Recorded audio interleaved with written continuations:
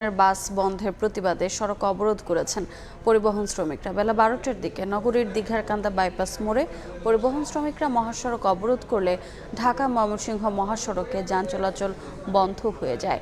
এতে চরম ভোগান্তিতে পড়েন দূরপাল্লার যাত্রীরা। এর আগে শুক্রবার রাতে জুলাই যোদ্ধাদের দাবির মুখে আওয়ামী লীগ নেতা শামীমের মালিকানাধীন ইউনাইটেড পরিবহনের বাস চলাচল বন্ধ করা হয়।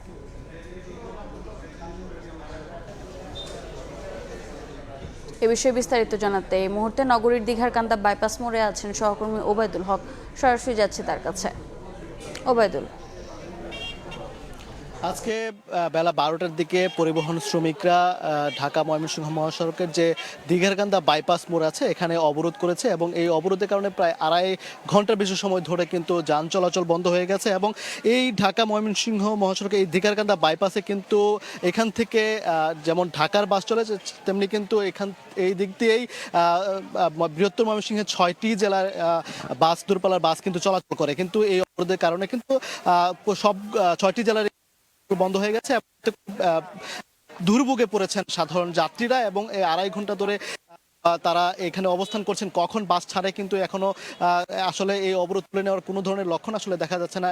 এ বিষয়ে ঊর্ধ্বতন যারা প্রশাসনিক কর্মকর্তা তারা আলোচনা করছেন এ বিষয়ে সুরাহা করার জন্য। তবে আমরা যেটি জানতে পেরেছি, গতকালকে এর যে সূত্রপাত ঘটেছে মূলত ইউনাইটেড পরিবহনের একজন কর্মচারী শ্রমিক তিনি বাসে বসাকে কেন্দ্র করে একজন যুবকের সঙ্গে অসদাচরণ ঘটে, যেটি আমরা জানতে পেরেছি তিনি জুলাই যোদ্ধা ছিলেন। পরবর্তীতে কিন্তু জুলাই যোদ্ধারা এনসিপি নেতৃবৃন্দ সহ জুলাই যোদ্ধারা কিন্তু ইউনাইটেড কাউন্টারের সামনে অবস্থান কর্মসূচি শুরু করেন এবং তারা বলেন যে ইউনাইটেড পরিবহনে আওয়ামী লীগ নেতা আমিনুল হক শামীমের 16টি বাস রয়েছে, সেই বাস চলাচল বন্ধ করে জব্দ করতে হবে, না হলে এই ইউনাইটেড পরিবহনের বাস চলাচল করবে না।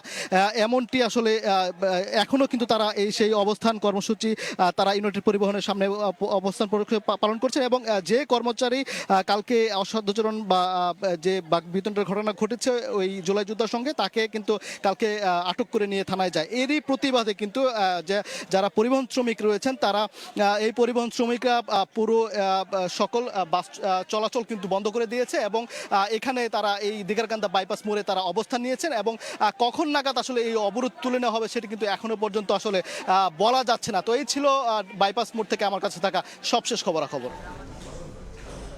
সরাসরি যুক্ত ছিলাম ময়মনসিংহে।